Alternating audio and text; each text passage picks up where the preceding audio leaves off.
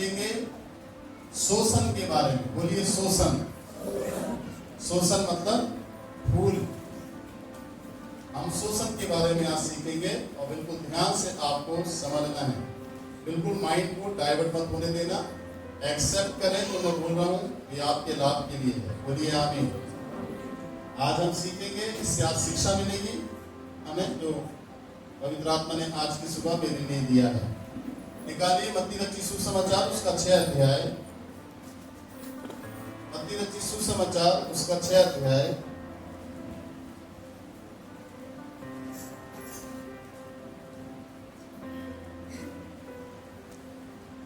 मत्ती रचित सुसमाचार उसका 6 अध्याय और उसके 28 आयत को हम देखते हैं। 28, ठीक है, निकाल लीजिए।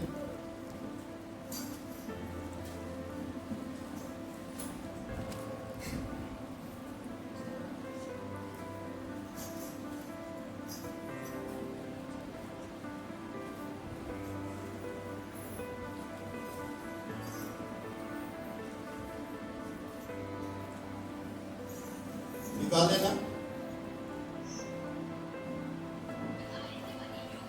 बाइबल यहाँ पर बताती है, यीशु मसीह कहते हैं, ये पहाड़ी उपदेश है।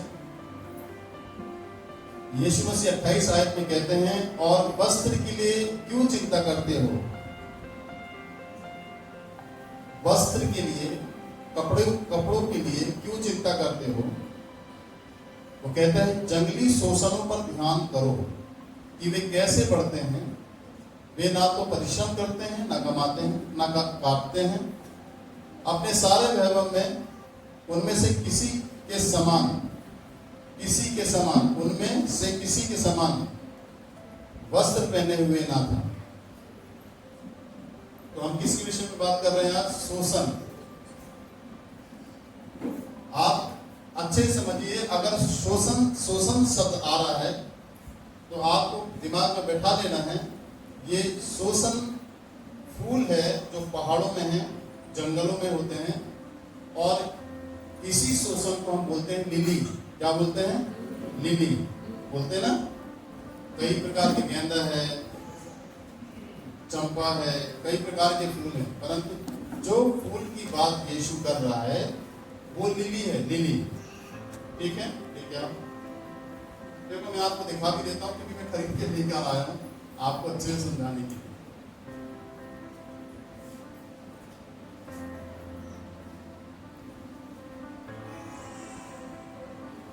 देखिए ये जो है ये शोषण है, ठीक है, ये लिली है। इसी लिली को शोषण बोलते हैं। कई प्रकार की जातियां और प्रजातियां हैं, कई प्रकार की। इसमें जंगली प्रजाति भी है जो पहाड़ों पर उगती है, और यीशु मसीह ये जो पहाड़ी उपदेश दे रहे हैं, एक ऐसी जगह पर बैठकर दे रहे हैं जहां पर इनकी पैदावार ज्यादा है। ये कहीं भी हो जाते हैं, समझना ध्यान से। और वहां पर जिस पहाड़ पर यीशु मसीह बैठे हुए हैं, लोग भी हैं, और वहां पर ये शोषण के फूल उगे हुए हैं चट्टानों पर, पहाड़ों पर। तो यीशु मसीह का इशारा फूलों पर गया। वो बोलता है शोषणों पर ध्यान करो, ध्यान करो। क्या बोलता है? शोषणों पर क्या करो? ध्यान करो। ध्यान करने का मतलब पहले शोषणों को देखो, देखने के बाद ध्यान करो। ध्यान कैसा? उसको समझो वो क्या बता रहा है। शोषण लिली का फूल या पौधा ये क्या बता रहा है? ये तो घरेलू है, परंतु जंगली शोषण अलग है। जो पहाड़ों में सेम अलग अलग प्रजाति है वो होती है, ठीक है। दूसरी बात, जलपाई का अगर शब्द आता है, जलपाई का अगर बाइबल के अंदर शब्द आता है तो आपको समझ लेना है, जलपाई का मतलब होता है जैतून। जलपाई का मतलब क्या होता है? जैतून। शोषण का मतलब लिली, ठीक है। दिमाग में बैठाना इसको। अब यहां पर हम इसके विषय में समझते हैं, और मैं आपको इसके विषय में बताऊं कि ये अप्रैल के खत्म होने से 2 महीने पहले और मई के सप्ताह स्टार्ट होने से 2 सप्ताह पहले ये जंगलों में, पहाड़ों पर ये उगते हैं लिली, जिसको कहते हैं सोसन। इनकी आयु ज्यादा नहीं, 2 या 3 हफ्ते 2 हफ्ते रहती है। बस ये गर्मी में ही अप्रैल के खत्म होने से 2 महीने पहले ये दिखते हैं और इनकी आयु ज्यादा नहीं रहती है। 2 हफ्ते के बाद ये फूल मुरझा जाते हैं।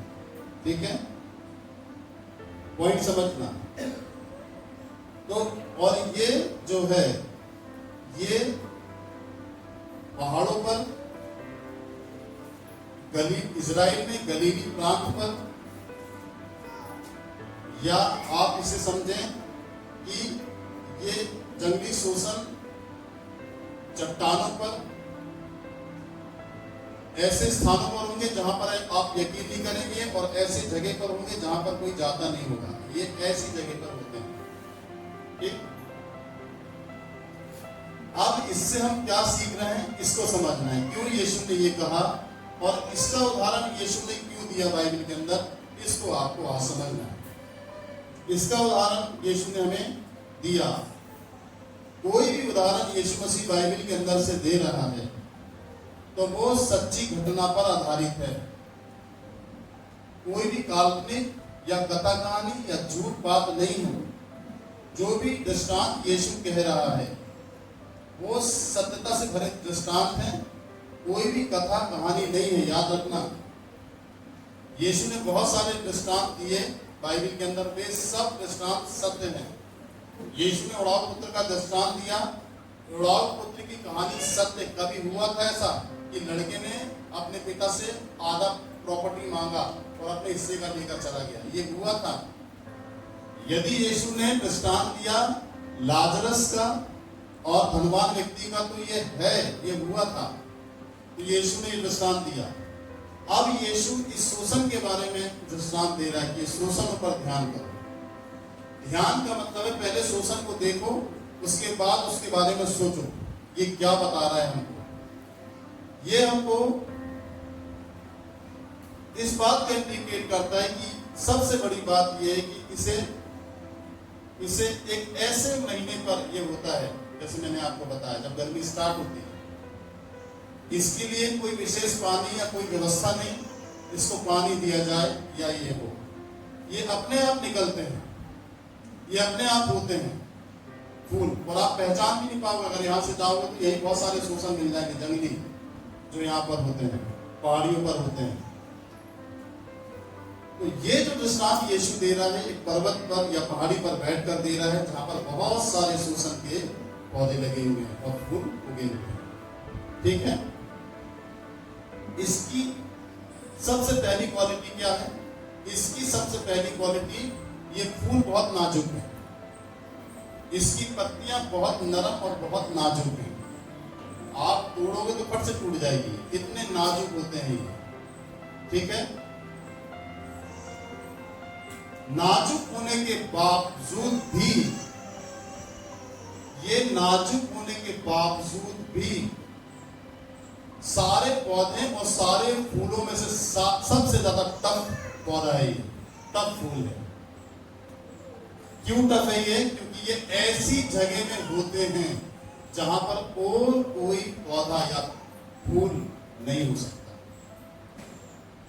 इसलिए यीशु कह रहा है कि इन शोषणों पर ध्यान दो, ये कैसे बढ़ते हैं।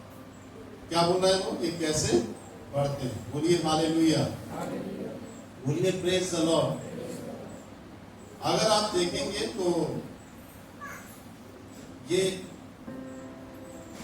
साइबेरिया बर्फीले रेगिस्तान में, आयरलैंड सबसे खूबसूरत देश है, ये वहां पर होते हैं। और ये जंगल में बहुत ज्यादा अपनी खूबसूरती को बिखेरते हैं। देखिए इसकी खूबसूरती, इधर देखिए, ऐसी जगह पर होकर के ये खूबसूरती को बिखेरते हैं। अब इसको गहराई से समझिए, ये खूबसूरती क्यों बिखेरते हैं? ये किसी को दिखाने के लिए नहीं, इनके अंदर खूबसूरती है, पर ये खूबसूरती किसी को बताने के लिए नहीं। इसीलिए पहाड़ों पर, जंगलों में ये होते हैं, क्योंकि वहां तो कोई देखने जाता नहीं है, पर ये होते हैं। ये फूल कि अगर हम विचारों को समझें जो प्रभु हमको बताना चाहता है, कोई मुझे देखे या ना देखे, मुझे अपनी सुंदरता में रहना है। बोलिए आमीन। कोई मुझे देखे या ना देखे, मुझे अपनी शोभा में रहना है।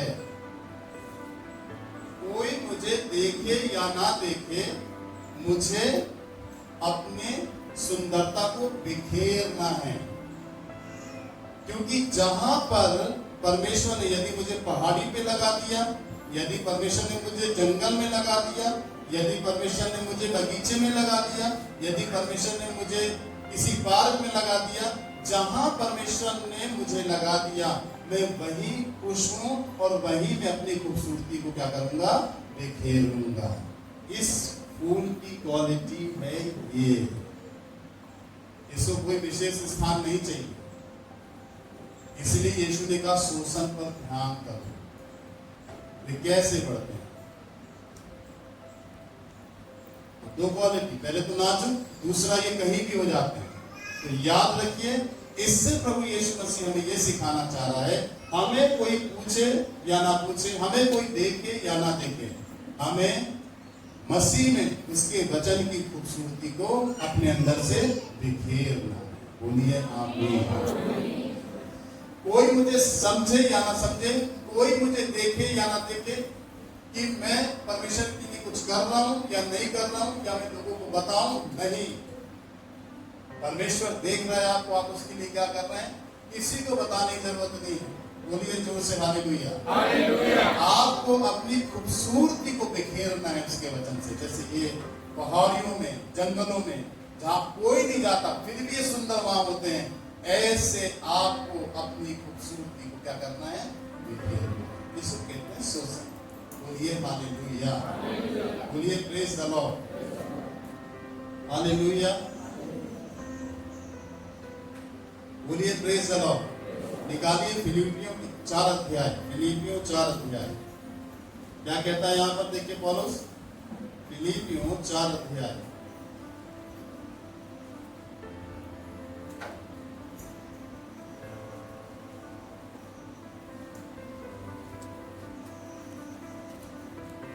पांचवी आयत को पढ़िए जोर से। फिलिपियों 4 अध्याय 5 आयत को पढ़िए। क्या कहता है, तुम्हारी कोमलता सब मनुष्यों पर प्रकट हो। बस क्या बोल रहा है वो, तुम्हारी कोमलता सब मनुष्यों पर प्रकट हो। समझ रहे ना, आपको परमेश्वर ने सुंदर बनाया और अपने वचनों को आपके अंदर डाला है। आपको परमेश्वर के अंदर उसकी वचन की खूबसूरती जो आपके अंदर आई है, क्योंकि एक वचन और वचन कहता है कि शोभा तो झूठी है, सुंदरता व्यर्थ है। सुन रहे ना, शोभा तो झूठी है, सुंदरता व्यर्थ है। जो स्त्री यहोवा का भय मानती है, उसकी प्रशंसा सभा में की जाएगी। कलीसिया जो भय मानती है परमेश्वर का, उसके वचन का आदर करती, उसका भय मानती है, उस कलीसिया की प्रशंसा सभा में की जाएगी। मतलब उसकी प्रशंसा बिखरेगी। वो आप अपनी प्रशंसा नहीं कर रही है, परंतु उसकी प्रशंसा बिखरेगी। लोग उसकी प्रशंसा करेंगे, कितना सुंदर है। आप देखिए कितना सुंदर है।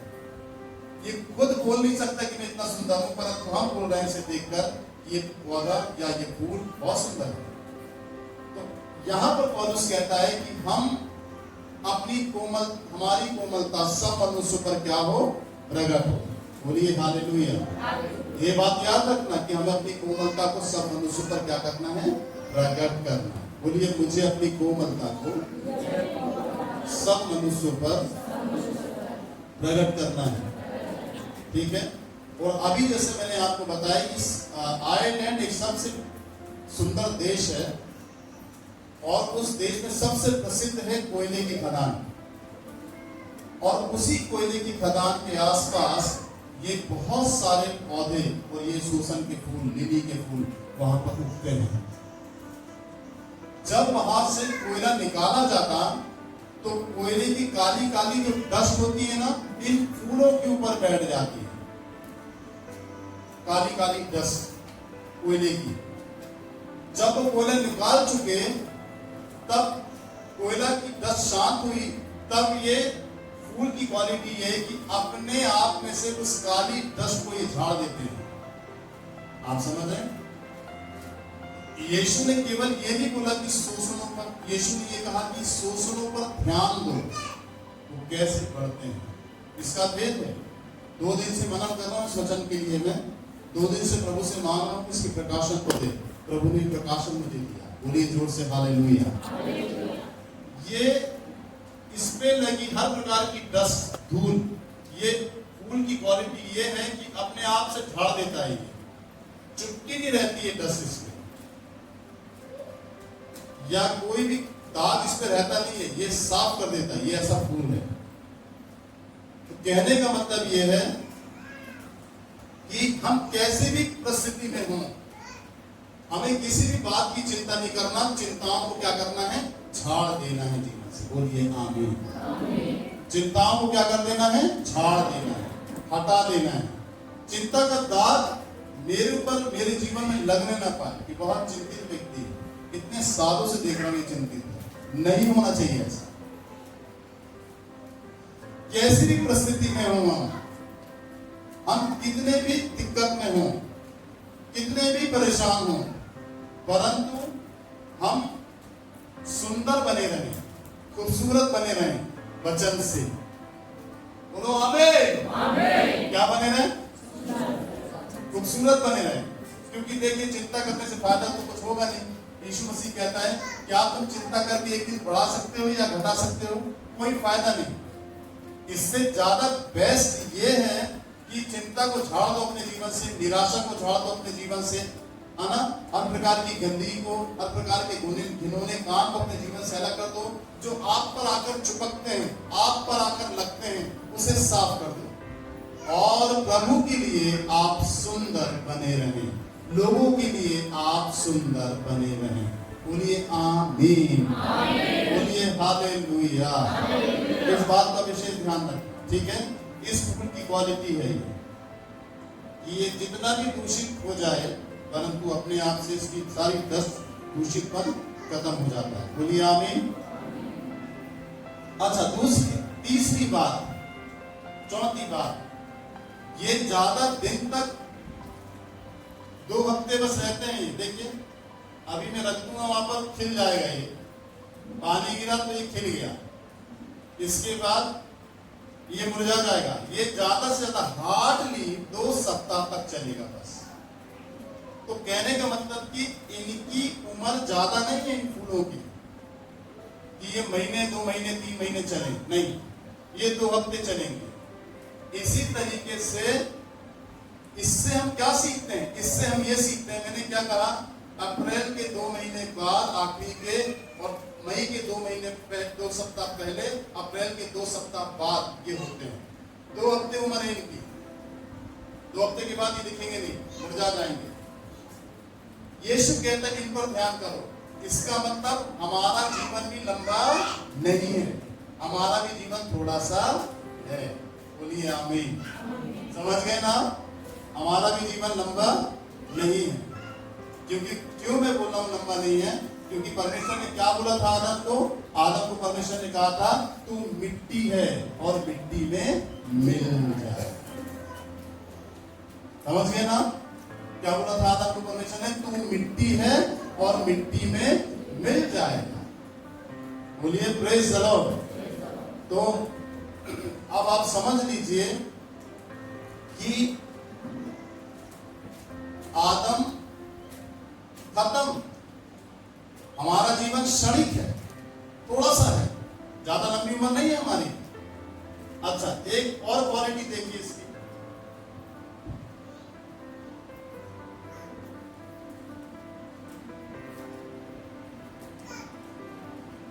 एक जन उठकर आए, इसकी पंखुड़ी को गिने आके। आओ, कोई भी एक जन आए, इसकी पंखुड़ी को गिने। नहीं, आपने कोई भी एक जन आया, व्यक्ति आया, जल्दी आओ,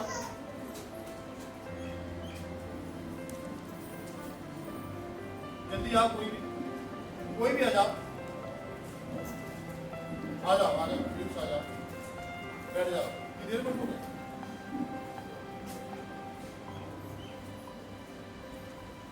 इसकी पंखुड़ी कितनी है?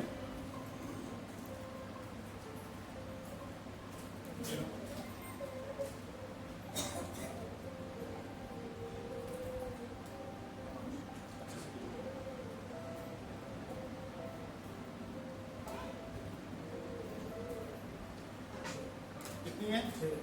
कितनी है? 6। Thank you. इसकी पंखुड़ी कितनी है? 6। जितने भी शोषण की पंखुड़ी होती है वो 6 होती है। कितनी होती है? 6। 6 का मतलब आप समझ रहे? 6वें दिन में परमेश्वर ने आदम को बनाया। कौन से दिन में? 6वें दिन में। भूलना नहीं। इसीलिए कनेक्ट किया यीशु ने हमसे। 6वें दिन में आदम को परमेश्वर ने बनाया और इस फूल की जो पंखुड़ी है वो 6 है। किसी की 5 होती है, किसी की 4, पर इसकी 6 है। 6 का मतलब आदम से कनेक्ट है हम, और ये भी हमसे कनेक्ट है। याद रखिए, निकालिए पहला पत्रस उसका 1 अध्याय उसकी 24 आयत को पढ़िए। पहला पत्रस 1 अध्याय उसकी 24 आयत को पढ़िए।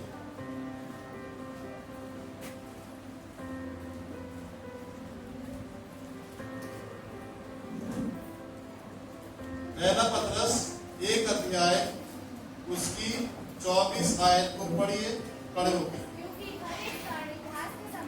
क्योंकि हर एक प्राणी घास के समान है, उसकी सारी शोभा घास के फूल के समान है। हाँ, घास सूख जाती है और फूल झड़ जाता है, बस। क्या बोलता है बाइबल में परमेश्वर का वचन? हर एक प्राणी घास के समान है और उसकी सारी शोभा घास के फूल के समान है। समझ गए ना? हमारी आयु, हमारी उम्र जो है वो ज्यादा नहीं है कि हम जीते रहेंगे, नहीं। मनुष्य क्षण भर के लिए आया इस संसार में, थोड़े दिन के लिए आया है। और याद रखिए, हमारे पास जीवन थोड़ा सा है, और थोड़ा सा मतलब हमारे पास आज ही का दिन है। बोलिए हालेलुया। हमारे पास आज का ही दिन है। कल किसी ने नहीं देखा कल क्या हो जाए, परसों किसी ने नहीं देखा परसों क्या हो जाए। बोलिए जोर से हालेलुया। तो इसीलिए आज क्या करना है हमको? आज कल किसी का नहीं दिन नहीं है। कोई भी जिंदा नहीं रह सकता, कोई भी नहीं है बोल सकता कि मैं जिंदा रहूंगा, कल मेरा जीवन है, मैं जीऊंगा। कोई भरोसा नहीं जीवन का। देखिए कल के न्यूज़पेपर को देखिए, हाथरस के पास गांव में कहीं 17 लोग बस से टकराकर मर गए। एक परिवार के 16 लोग खत्म हो गए। हाथरस की बातें कल के पेपर में आई। एक परिवार के 17 लोग मर गए और एक और भी बस में थे, वो भी खत्म हो गए। कुछ घायल हो गए, हॉस्पिटल में जिंदगी मौत से लड़ रहे हैं। बच्चे भी छोटे छोटे खत्म हो गए उसमें। तो कहने का मतलब यह है कि हमारे पास ज्यादा जीवन नहीं है। जैसे शोषण के फूल का जीवन 2 सप्ताह है, ऐसे ही हमारे पास ज्यादा समय नहीं है। आज का दिन है हमारे पास। आज ही हम पश्चाताप कर लें, आज ही हम अपने गुनाहों से तौबा कर लें, आज ही हम अपने जीवन में माफी मांग लें यीशु से और यीशु के पास आ जाएं। क्योंकि कल कुछ भी हो सकता है। रोड में हमारे साथ बाइक से कुछ भी हो सकता है, ट्रक से, बस से, ट्रेन से कुछ भी हो सकता है। जीवन का कोई भरोसा नहीं।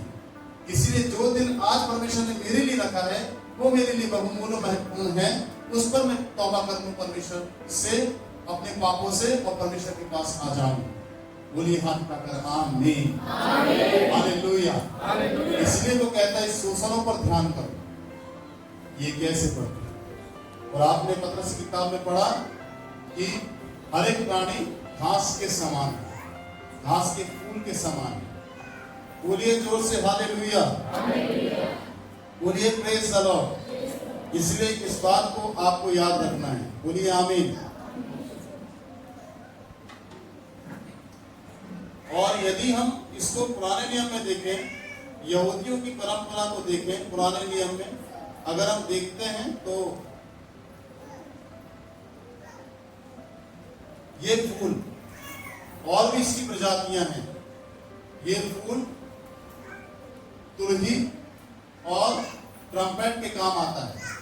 एक लंबी तुलसी होती है ना, देखो इसको, देखो कैसा लग रहा है, तुलसी के समान। और भी बहुत सारे हैं जो लाउड स्पीकर के समान होते हैं, लिली के फूल देखा है ना आपने, लाउड स्पीकर के समान। तो अब ये देखिए तुरही के समान, ऐसा लग रहा है कि कोई तुरही फूक रहा हो। देखो उठा हुआ है, देखो आगे से लाउड स्पीकर ना आगे से फैला रहता है। देखिए आगे से फैला है, ये देखिए।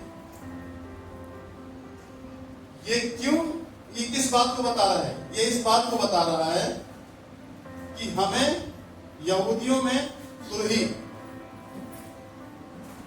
युद्ध की तैयारी के लिए, आराधना में एकत्रित होने की तैयारी के लिए वहां पर तुरही फूका जाता था। तो लोग इकट्ठे होते थे युद्ध की तैयारी के लिए, तुरही फूका जाता था, लोग इकट्ठे होते थे युद्ध के मैदान में, तुरही फूका जाता था। ऐसी ही तुरही होती थी जिसको फूका जाता था, जिससे लोग आराधना के लिए इकट्ठे होते थे। ठीक है, तो कहने का मतलब ये क्या शिक्षा दे रहे हैं हमको अपने मुंह को खोलना है, हम शोषण के समान हैं, और हमको घोषणा करनी है परमेश्वर के वचन की। बोलिए हालेलुया। हमको परमेश्वर के वचन को सुना करके लोगों को इकट्ठा करना है। बोलिए आमीन, बोलिए हालेलुया। और वचन को सुना करके युद्ध के लिए तैयार होना है, क्योंकि हमारा युद्ध लहू और मांस से नहीं है, शैतान से है। बोलिए जोर से हालेलुया। तो ये उसको इंडिकेट करता है, एक तुरही को इंडिकेट करता है। ये लिली के फूल को देखना एक तुरही को बताता है। ये घोषणा करना, तुरही बजाना, घोषणा करना। ठीक है, लोग जमा हो जाए। और तीसरी बात, ये चेतावनी भी देता है। देखो मेरी तरफ देखो और इसको देखो, ये चेतावनी भी देता है। इसकी घास देखो सब नीचे जा रही है, परंतु फूल ऊपर खड़ा हुआ है। देखो ये चेतावनी देता है, हमें चेतावनी देना है लोगों को परमेश्वर के वचन से। ये फूल हमें ये सिखाता है, हमें लोगों को चेतावनी देना है, सिखाना है परमेश्वर के वचन से।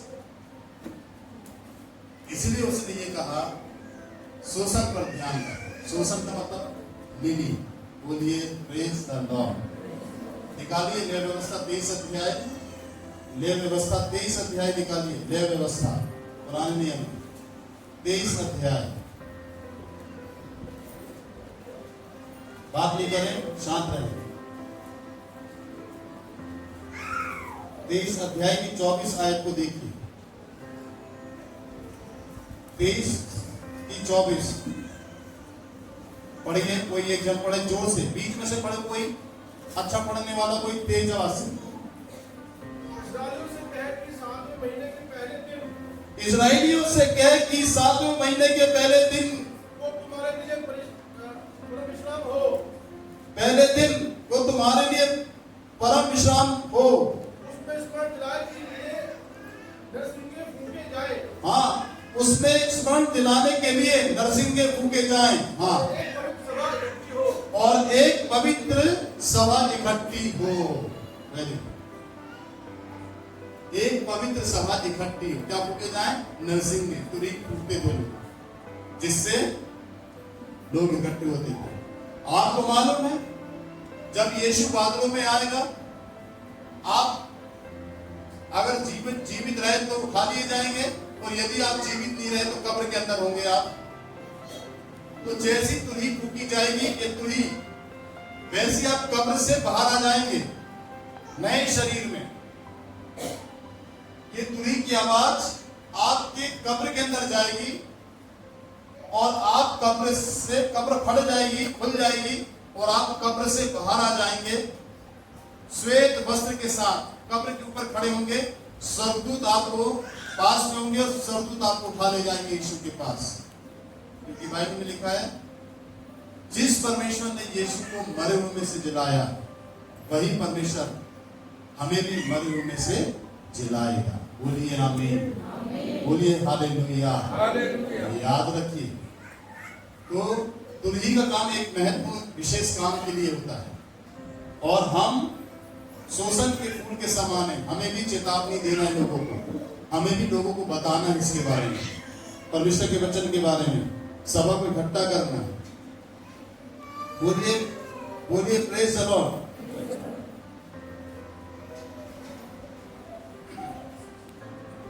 हमारा काम लोगों को चेतावनी देना, आने वाले दिन के लिए प्रचार करना, महासभा का प्रचार करना, लोगों के लिए सुसमाचार को सुनाना, लोगों को इकट्ठा करना। जैसा आपने सुसमाचार सुनाया, माला ने सुसमाचार सुनाया, खड़े हो माला, वही से बोलो, सुसमाचार सुनाया। कितने लोगों को? कितने लोगों को है? कितने कितने गिनती में? फिर भी एक आइडिया, 40-50 लोग सबको दिया आपने, सुसमाचार सुनाया। देखिए हॉस्पिटल गई, इसने सुसमाचार सुनाया लोगों को, इसका मतलब इसने चेतावनी दी, इसका ये शोषण के फूल के समान बन गई है। बोलिए आमीन। सबने सुना, सबने सुना। जोरदार ताली बजाइए बहन। तो ये फूल इसलिए प्रभु कहता है शोषण पर ध्यान करो। देखो तुरही के समान, बिल्कुल तुरही के समान है। अगली क्वालिटी हम इसकी देखेंगे। बोलिए हालेलुया।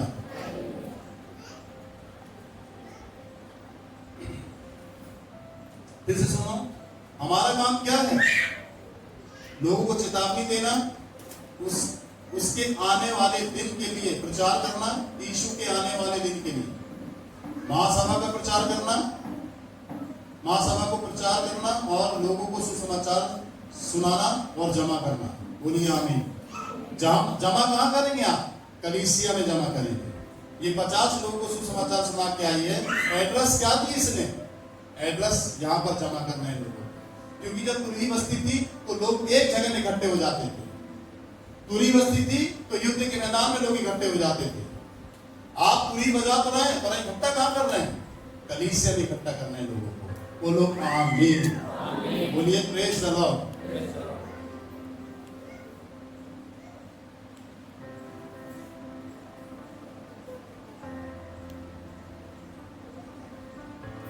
शोषण का फूल और हमें क्या सिखा सकता है?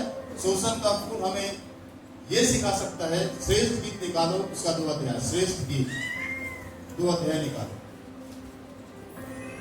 श्रेष्ठ गीत।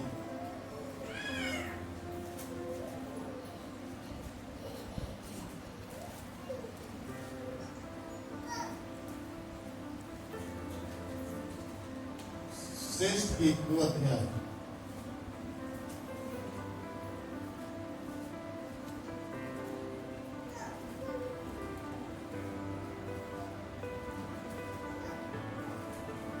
श्रेष्ठ गीत निकालो 2 अध्याय और उसकी पहली आयत को पढ़िए जोर से। कोई भी एक जन पढ़े।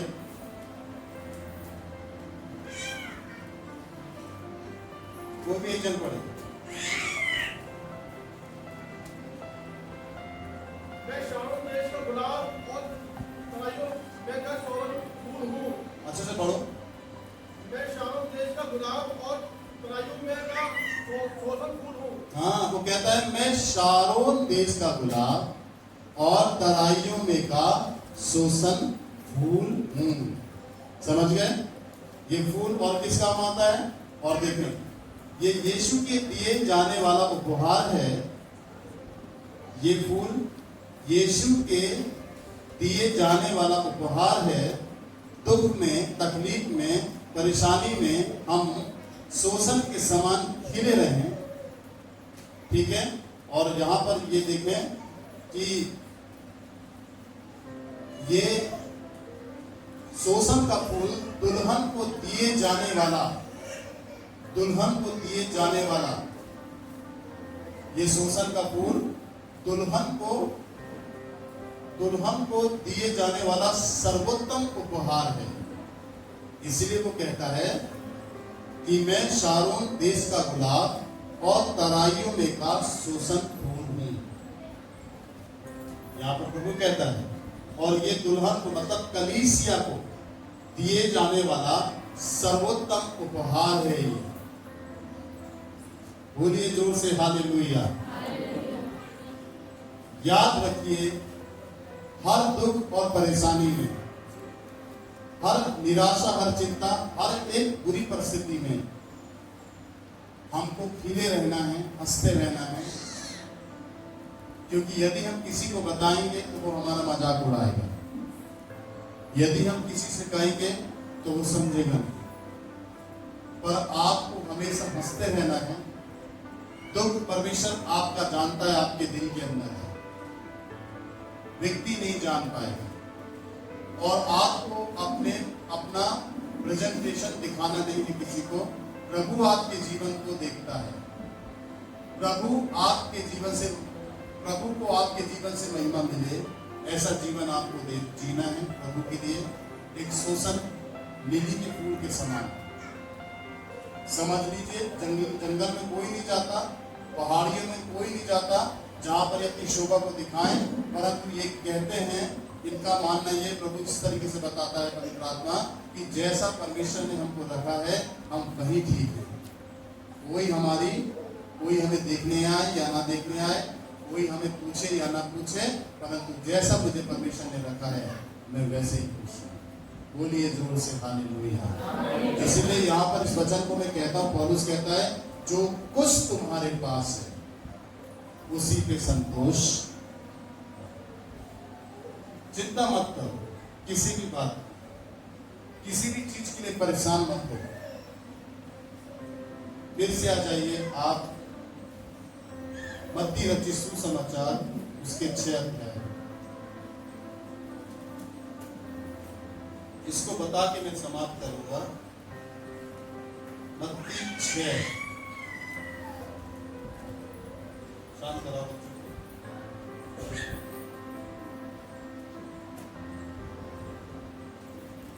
अब यहां पर बात यह है कि वो कहता है कि देखिए, और वस्त्र के लिए क्यों चिंता करते हो? जंगली शोषणों पर ध्यान करो कि वे कैसे बढ़ते हैं। वे ना तो परिश्रम करते ना काटते। तो भी मैं तुमसे कहता हूं कि सुलेमान भी अपने सारे वैभव में उनमें से किसी के समान वस्त्र पहने हुए ना था।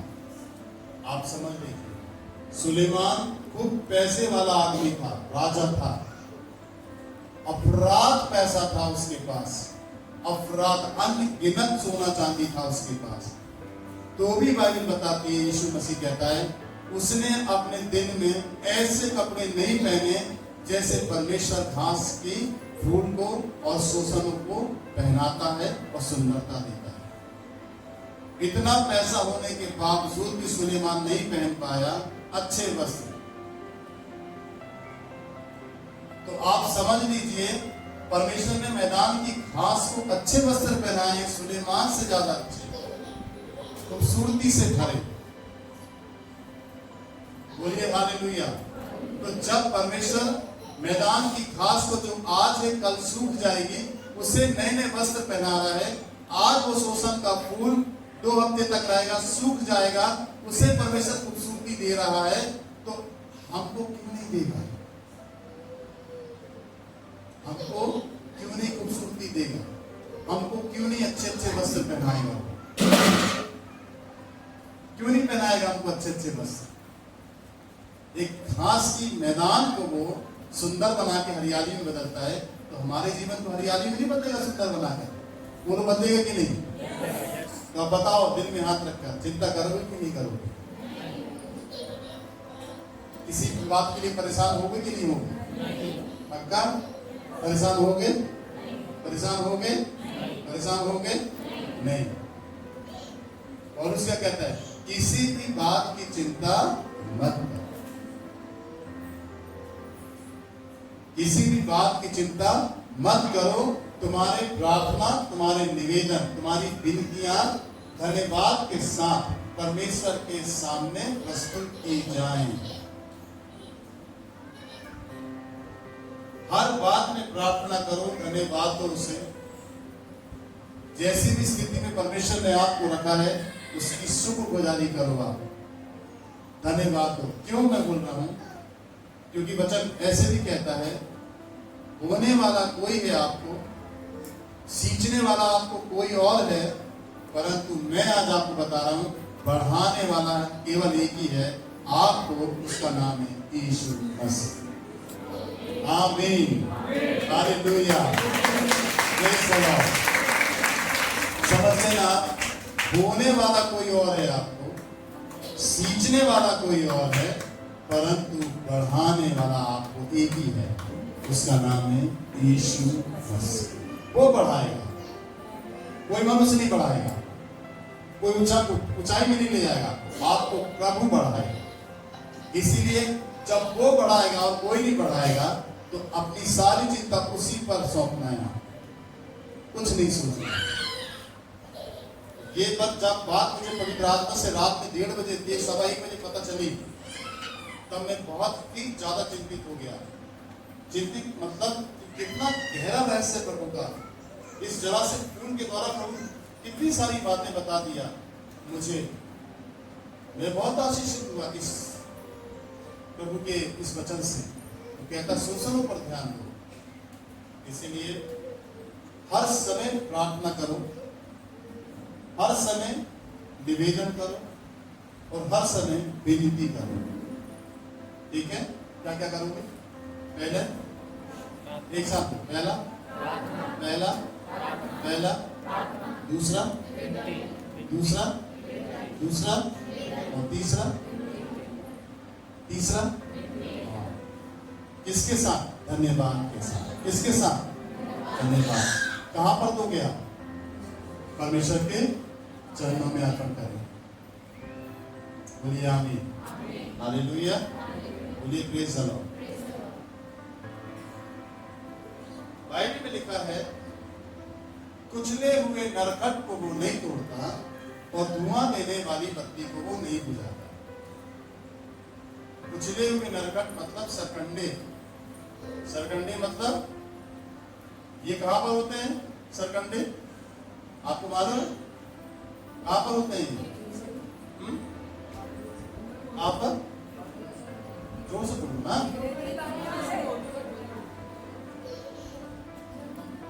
जंगल में कहाँ होते हैं?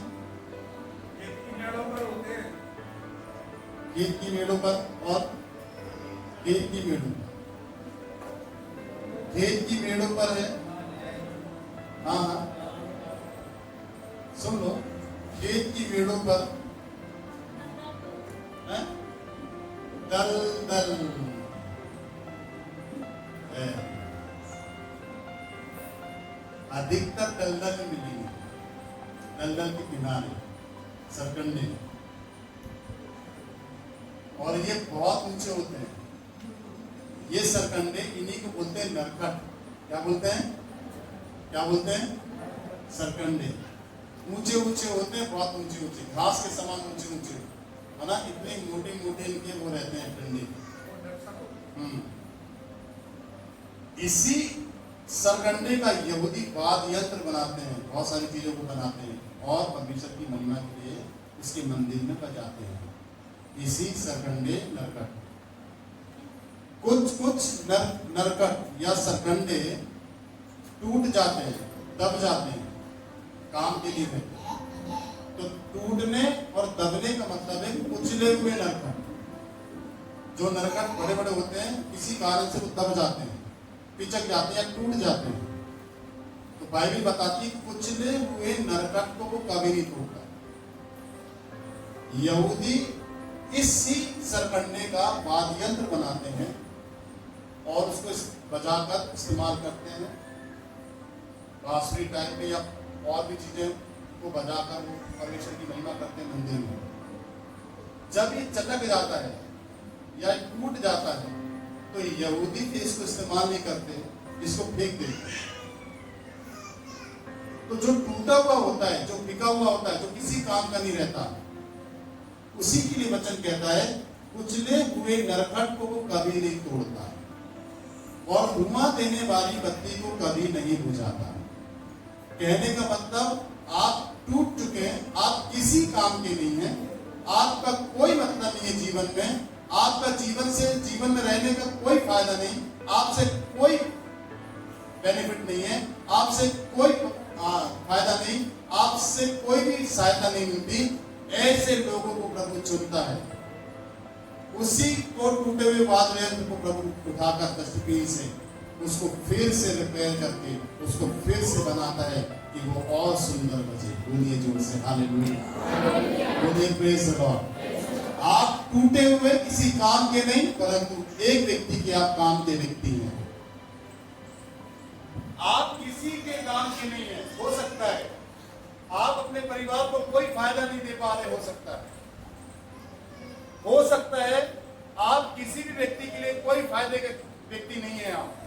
आपके जीवन से किसी को आशीष नहीं मिल रही है, आपके जीवन से कोई भी व्यक्ति आशीषित नहीं हो पा रहा है। ये हो सकता है, होगा भी आपके साथ। हो सकता है आप पढ़े लिखे नहीं हैं, आप अनपढ़ हैं, आप पढ़े लिखे नहीं है इसीलिए लोग आपको तुच्छ समझते हैं, आप समझदार नहीं है इसलिए लोग आपको बेवकूफ कहते हैं, ना समझ कहते हैं। हो सकता है आपने अपने जीवन में कुछ कर नहीं पाए हो सकता है आप अपने जीवन में कुछ बन नहीं पाए हो। आज जिस तरीके से आपको ऊंचाइयों को हासिल करना था वो आप अपने जीवन में नहीं कर पाए। समाज की तरफ से दृष्टिकोण से, मनुष्य के दृष्टिकोण से, परिवार के खानदान रिश्तेदारों के दृष्टिकोण से और परिवार के भाई बहनों के दृष्टिकोण से, माता पिता के दृष्टिकोण से आप सही व्यक्ति नहीं है। परंतु मैं आपको आज एक बात कहना चाहता हूं, आप प्रभु यीशु मसीह के लिए काम के व्यक्ति हैं। बोलो आमीन, हालेलुया। आप अनपढ़ हैं परंतु प्रभु के लिए काम के आदमी हैं। आप अच्छे से समझदार नहीं है परंतु प्रभु के लिए आप समझदारी का काम कर सकते हैं। आप कुचले हुए नरकट है, कुचले हुए सरकंडे हैं, आप दब गए, पिस गए, नहीं बढ़ पाए, पिचक गए, पिचका हुआ जीवन, आड़ा तिरछा जीवन हो सकता है आपका, परंतु बाइबल बताती है वो कुचले हुए नरकट को कभी नहीं तोड़ता और वो तोड़ेगा नहीं आपको। आप जैसी अवस्था में पिचके हुए वो आपको उठाएगा और इस्तेमाल करके एक नया वाद्य यंत्र बनाएगा आपको। हाथ उठाकर धन्यवाद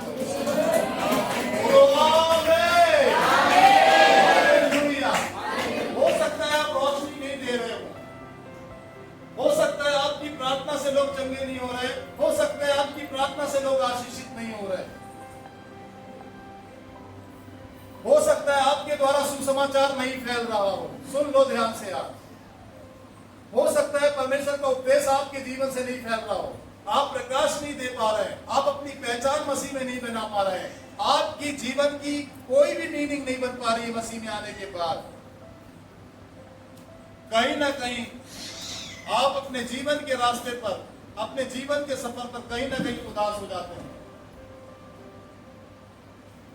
आज उस बहन ने 50 लोगों को सुसमाचार सुनाया।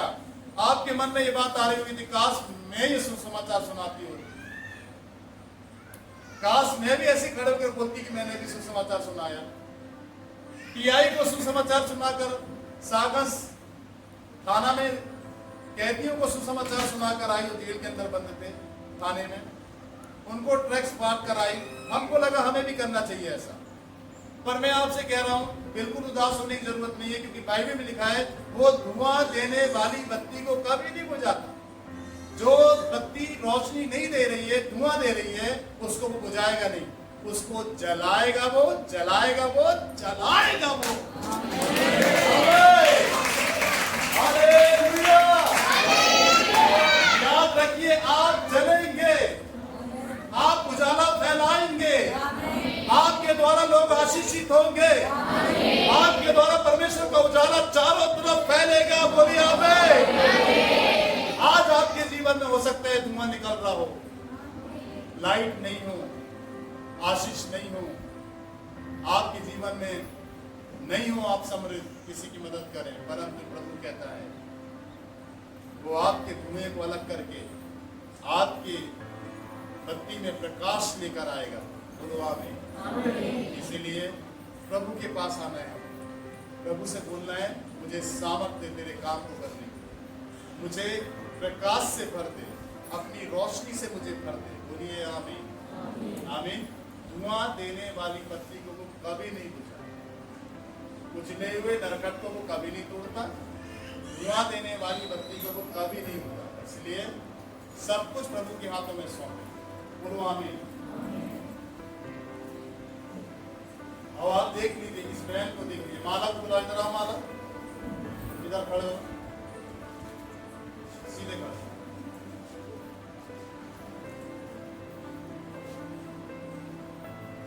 ये सबक भी है, जैसे शोषण के फूल का सबक हमने सीखा है, आज इन दोनों से सबक सीखेंगे। इसको देख रहे हो आप और दोनों को देख रहे हैं, ये दोनों जबरदस्त दुष्ट आत्मा से भरी हुई थी जब यहाँ पर आए। ये बाल खोलकर यहाँ पर नाचती थी, दाई गमला रखा है, फिर बड़े बड़े देवी के समान बाल, इस नाचते नाचते नाचते वहां जाए, फिर ऊपर आए, मैं यहाँ बैठा रहता था। धीरे धीरे प्रभु ने इसको छुआ, इसके अंदर से जो धुआं निकलता था वो धुएं को बंद किया प्रभु ने, इसको मारा नहीं प्रभु ने, इसको खत्म नहीं किया प्रभु ने, इसे दुष्ट आत्मा या शैतान के हवाले नहीं किया। प्रभु ने शैतान के जबड़े से इन दोनों बहनों को निकाल लिया। ताली बजाइए। इन दोनों बहनों को परमेश्वर ने शैतान के जबड़े से निकाल लिया। ठीक है, अब ये कुचले हुए नरकट थे। क्या थे ये? कुचले हुए नरकट। बोलो हाँ, वो कभी नहीं तोड़ा उसने, इनको खत्म नहीं किया, इन्हीं को रिपेयर किया उसने, दुष्ट आत्माओं को निकाला इनके अंदर से, इन्हें धो मांच के उसने तैयार किया। बोलो आमीन। हालेलुया। और जो काम आप नहीं कर पाए, मैं नहीं कर पाया, वो ये करके आ गए। टीआई के सामने खड़े होने की हिम्मत हमारी नहीं, टीआई के सामने खड़े होकर बोलती है मेरे को सुसमाचार सुनाने। हॉस्पिटल में जाकर के 45 लोगों को सुसमाचार ट्रैक्स बांट के आई। देख लो आप, एग्जाम्पल है ये। धुआं देने वाली बत्ती को वो कभी बुझाता, ये धुआं देने वाली बत्ती थी। मैं भी एक दिन परेशान हो गया इनसे। खड़े रहो ना, कहां जा रही हो? जैसे जैसे लोगों के लिए प्रार्थना करूं, जैसे जैसे लोगों के लिए प्रार्थना करूं, मैंने बोला मैं माला के पास पहुंच रहा हूं। अब मैं माला के पास पहुंच रहा हूं, माला का कोई चलेगा सिस्टम। मेरा माला से परेशान हो गया हूं प्रभु, मैं माला से परेशान हो गया हूं। ये कैसी दुष्ट आत्मा इसके अंदर है, निकलने नहीं, सब चंगी हो रहा है। माला के पास आया, माला का चेहरा देखा, गुस्सा ही में माला को डांटने लगा। मैं प्रार्थना नहीं करती हो तुम, कब तक चलेगा ये सब? कब तक चलेगा ये सब? ये सब कब तक चलेगा? करती हूँ, लड़की करवाती है मेरी, अनिल आपके पति, प्रार्थना नहीं करते हो तुम, उसको भी डांट रहा हूँ। परंतु प्रभु मुझे बताया, बोला चिंता मत कर, मैं ही इन्हें सुधारूंगा, तू नहीं, और तू सुधार भी नहीं पाएगा, सुधारूंगा मैं। बोलो आमीन। और प्रभु ने दोनों को सुधार दिया। आज ये सियोन चर्च की इवेंजलिस्ट है, अन्य जातियों में काम करने वाली बहनें बन गई। देखो तो वचन पूरा हुआ ना उसका। कुचले हुए नरकट को वो कभी नहीं तोड़ता, धुआं देने वाली बत्ती को कभी नहीं। देखो धुआं देने वाली बत्ती थी ये, इनके धुएं से हम परेशान हो गए, इनके धुएं से मैं परेशान हो जाता था। सांस नहीं पाता, आ गई माला, आ गई तो आप आ गई। बोलो आमीन।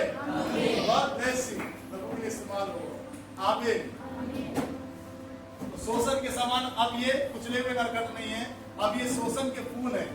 कौन है ये दोनों? और जितने इवेंजलिस्ट हैं 20, ये शोषण के फूल हैं। इनको अब अपनी खूबसूरती को बिखेरना है, अपनी शोभा को क्या करना है? बढ़ाना है। हालेलुया। देखो घास तिरछी हो रही है, देखो घास तिरछे हो रहे हैं, परंतु फूल देखो खड़ा है। सबसे जबरदस्त क्वालिटी ये आप हैं, ये मैं हूं। आमीन। परमेश्वर आपको आशीष दे। अच्छी तैयारी करिए, सुसमाचार सुनाइए, लोगों को लेकर आइए, और कल के दिन के लिए विश्वास मत करिए, क्योंकि नीति वचन में लिखा है कल के विषय में डीप मत मार। तुझे नहीं मालूम कल क्या होगा। कल के विषय में डीप मत मार, कल के विषय में कोई घमंड नहीं करे।